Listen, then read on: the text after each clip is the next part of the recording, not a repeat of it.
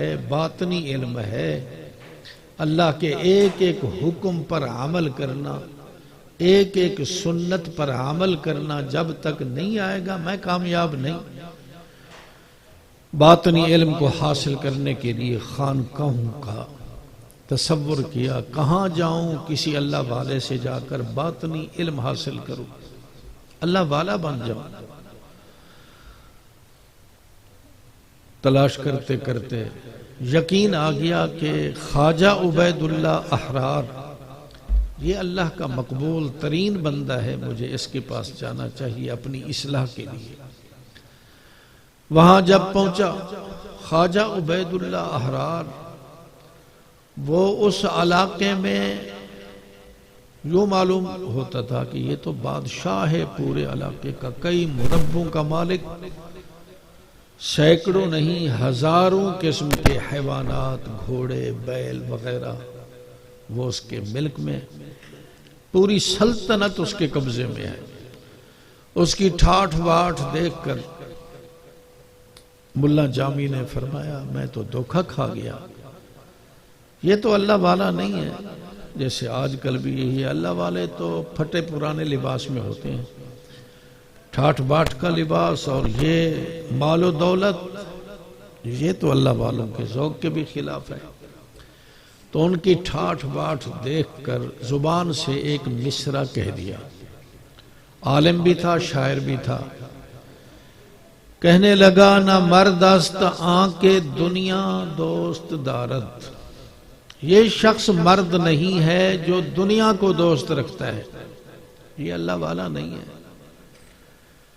اللہ والوں کی اصطلاح میں مرد اسی کو کہا جاتا ہے جس نے اپنے دل سے غیروں کو نکال کر اللہ کی محبت کو بھر دیا ہو، ایسے شخص کو کہا جاتا ہے یہ ہے مرد، کیونکہ زندگی کا مقصد ہی یہی ہے کہ بندہ اللہ کا ہو جائے، اپنے دل سے غیروں کو نکال کر پھینک کر اپنے دل میں اللہ کو جگہ دے دے۔ ڈاکٹر عبدالحج صاحب عارفی رحمت اللہ علیہ اللہ والا بننے کے لیے محنت کر رہے تھے، تو اس دوران ایک شعر کہا کرتے تھے، گندے خیالات جو انسان کے دل پر قابض ہوتے ہیں، جو اغیار دل پر قابض ہوتے ہیں، ان کو خطاب کر کے کہتے ہیں دور باش اغیار باطل، دور باش افکار دل، دل میں غلط خیالات اور وساوس جو آنے والے ہیں، یہ گناہ کر لو، یہ گناہ کر لو، یہ گناہ کر لو، سب کو خطاب کرتے ہوئے کہتے ہیں اب نکل جاؤ، تمہاری کوئی گنجائش نہیں۔ دور باش اغیار باطل، دور باش اغیار دل، سج رہا ہے شاہ خوباں کے لیے دربار دل۔ اب میں نے اپنے دل کے دربار کو صرف کس کے لیے سجانا ہے؟ اللہ کے لیے۔ اگر تم رہو گے تو اللہ تو نہیں آئے گا، کیونکہ اللہ ایسی پاک ذات ہے، وہ گندگی کے ساتھ جمع نہیں ہو سکتا۔ خیر، جب دل خالی ہو جاتا ہے تو پھر اللہ دل میں آ جاتا ہے۔ خواجہ عزیز الحسن صاحب مجذوب رحمت اللہ علیہ نے بھی بڑی محنت کی، مجاہدے کیے، کوشش کی، دل کو صاف کر لیا۔ اب تہجد کے وقت میں بیٹھ کر رو رو کر درخواست کرتے ہیں بڑے عجیب انداز سے، کہتے ہیں ہر تمنا دل سے رخصت ہو گئی، جتنا بھی غیر تھے میں نے سب پر جھاڑو چلا دیا، ہر تمنا دل سے رخصت ہو گئی، اب تو آ جا، اب تو خلوت ہو گئی، میرا مولا اب تو میرے دل میں آ جا، میں نے سارے غیروں کو دور کر دیا ہے، نکال دیا ہے، کوئی غیر بھی باقی نہیں، جتنا مکڑی نے جالے تنے تھے میں نے سب کو صاف کر دیا۔ اور کبھی یوں کہتے ہیں، اللہ سے درخواست کرتے ہیں بڑے محبوبانہ محبانہ انداز میں، فرماتے ہیں آ، اللہ سے درخواست کرتے ہیں آ میری بزم تمنا میں اب تو آ، دیتے تھے جو دھواں وہ دیے سب بجھا دیے۔ میرے دل میں جو لالٹین جل رہے تھے اور ان میں دھواں نکل رہا تھا، میرے دل کو خراب کر رہا تھا، وہ دیے سب بجھ گئے ہیں، اب تو میرے دل میں۔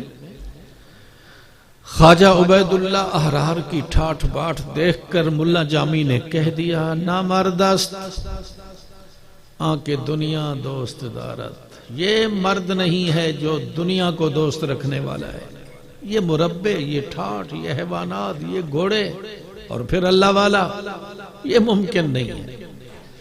واپس آنے لگا، اللہ نے سنبھال لیا۔ دعا کرو اللہ ہم سب کو سنبھال لے۔ ہدایت کا بھی ایک وقت متعین ہوتا ہے، کوئی نہ کوئی سبب بن جاتا ہے۔ آنے لگا لیکن رک گیا کہ زیارت تو کر لوں چلو۔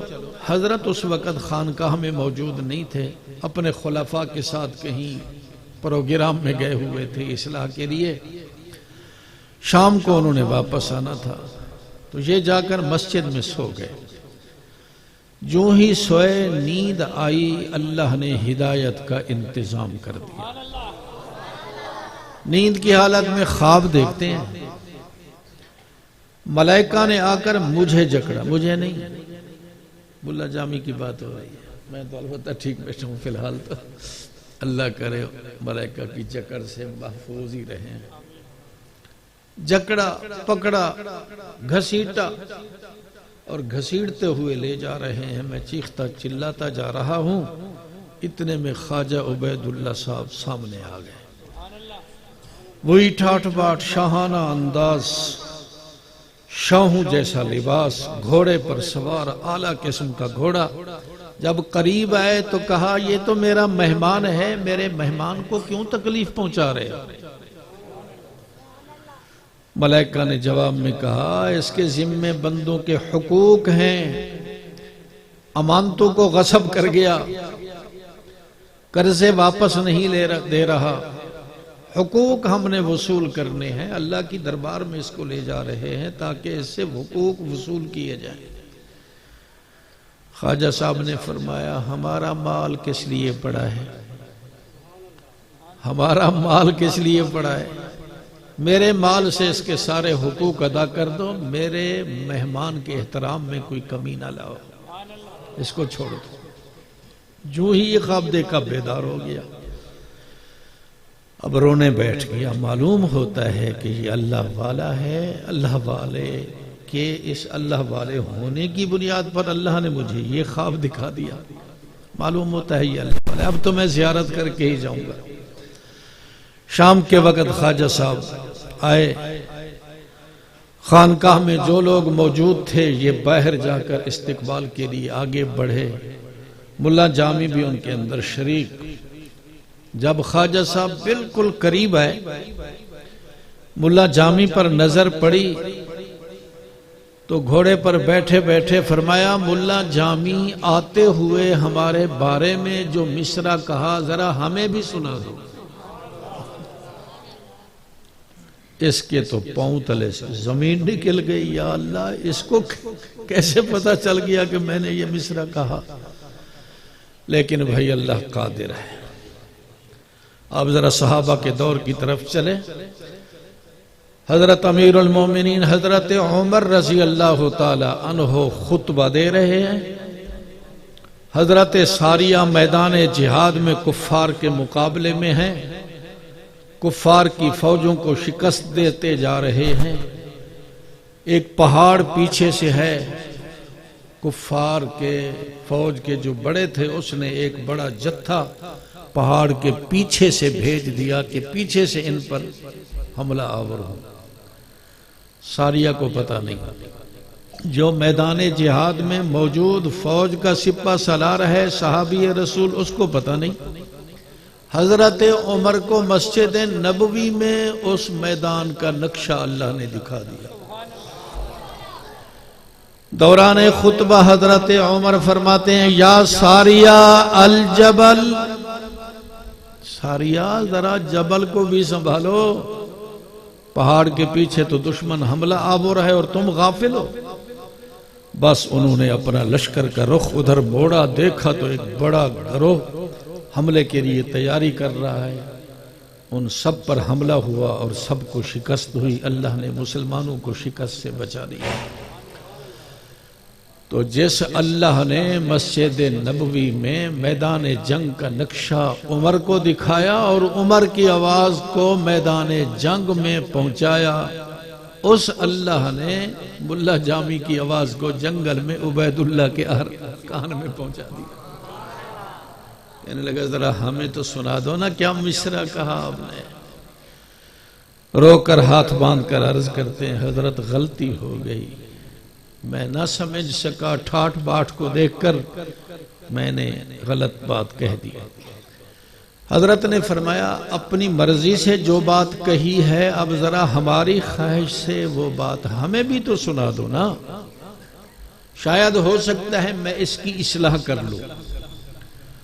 تو ڈرتے ڈرتے مرتے مرتے ملا جامی نے وہی مصرع پڑھا. حضرت غلطی سے میں نے یہ کہہ دیا نہ مردست آنکھیں دنیا دوست دارد.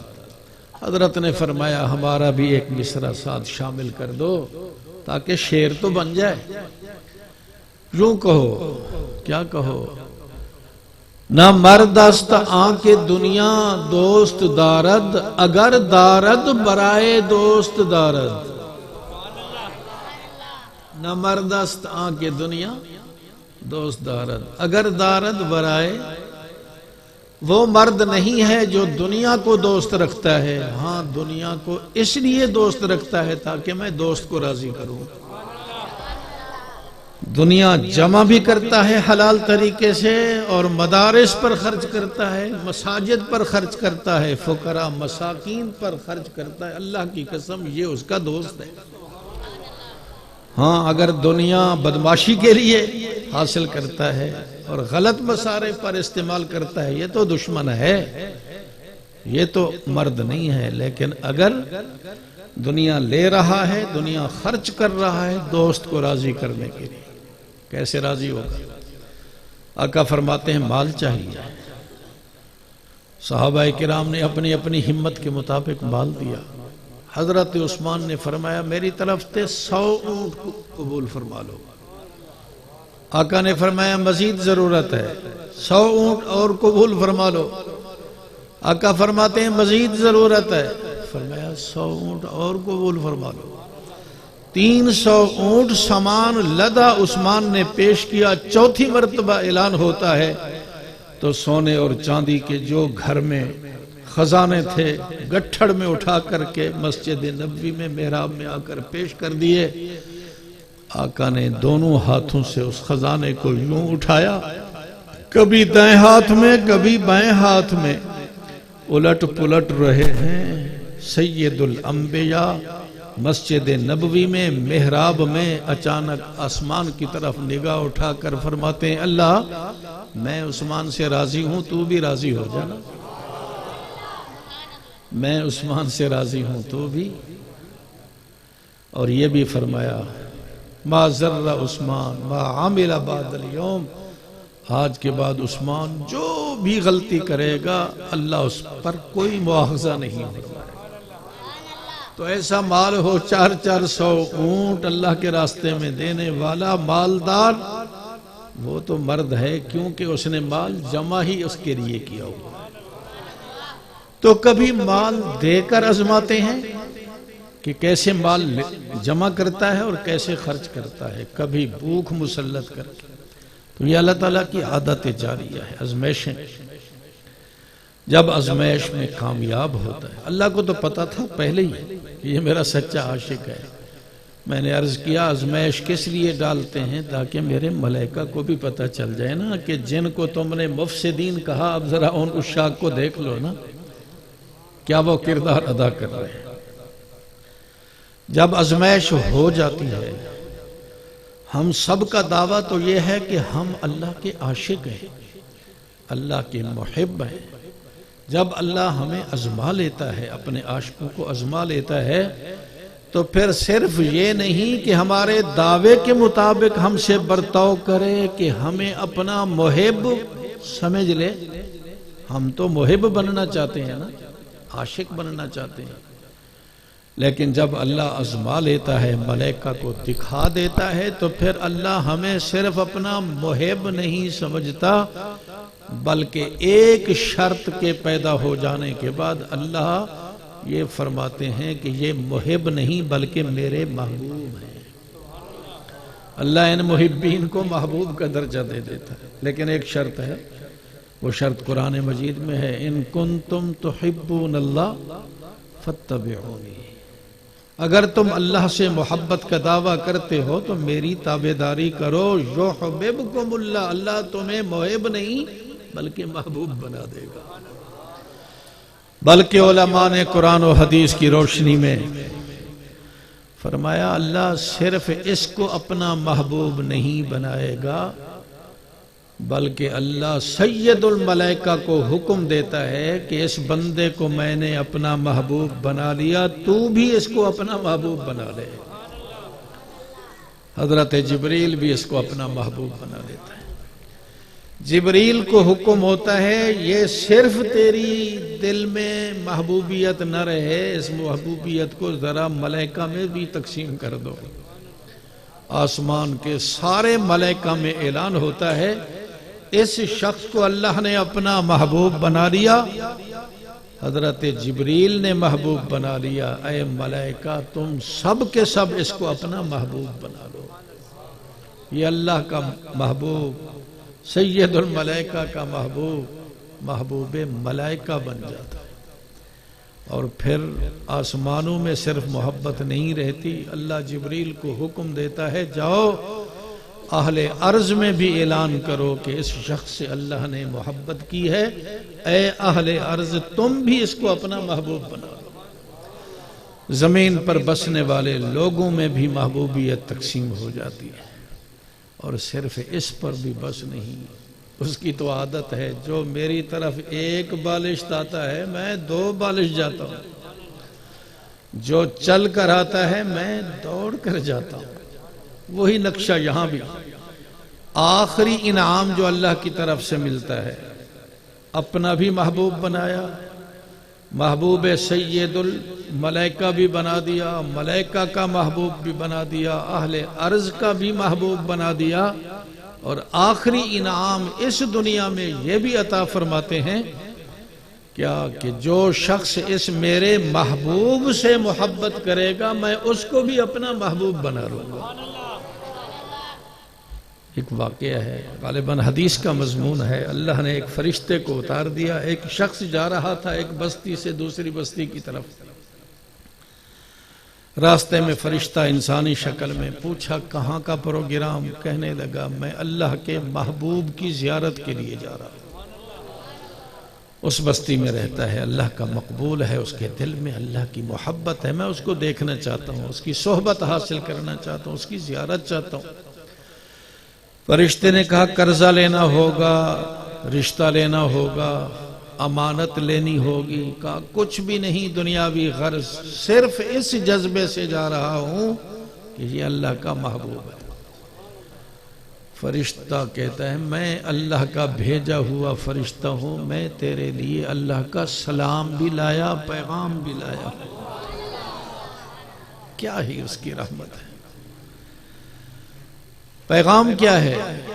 میرے اس بندے کو میرا یہ پیغام دے دو جیسے تجھے میری محبت کی وجہ سے اس سے محبت ہے، اس محبت کے صلے میں میں نے تجھے بھی اپنا محبوب بنا لیا۔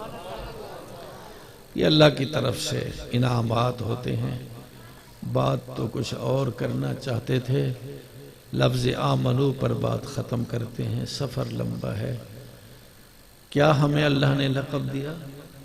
اے میرے عاشقو، اے میرے محبین، مجھ سے دعوی محبت کرنے والے، میں 2 حکم دیتا ہوں، ذرا ان کا لحاظ کر لینا۔ ایک تو یہ ہے اتقوا اللہ، اللہ سے ڈر جاؤ، اور دوسرا کونوا مع الصادقین، میرے یاروں سے یاری لگانا، صادقین کی صحبت میں آ جاؤ، تقوی اختیار کر لو، گناہوں سے بچ جاؤ، کیونکہ ادنا درجے کا بھی گناہ میری محبت کو توڑ دے گا۔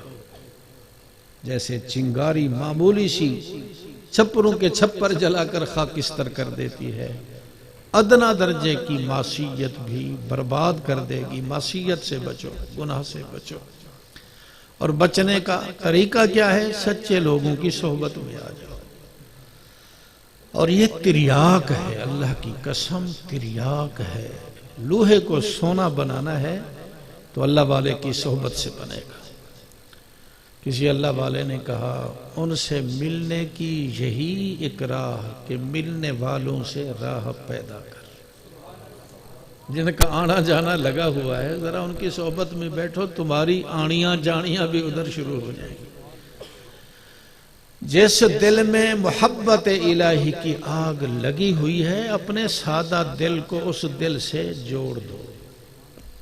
قریب جلتے ہوئے دل کے اپنا دل کر دے، یہ آگ لگتی نہیں لگائی جاتی ہے۔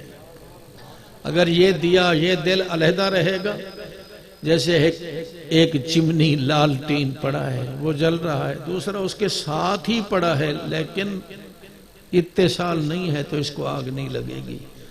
جب اتصال ہوگا تو پھر یہ بھی جل اٹھے گا۔ مولانا فضل الرحمن صاحب گنج مراد آبادی فرمانے لگے روس سے ایک چڑیا آتی ہے، قاز انہوں نے اس کا نام بتلایا۔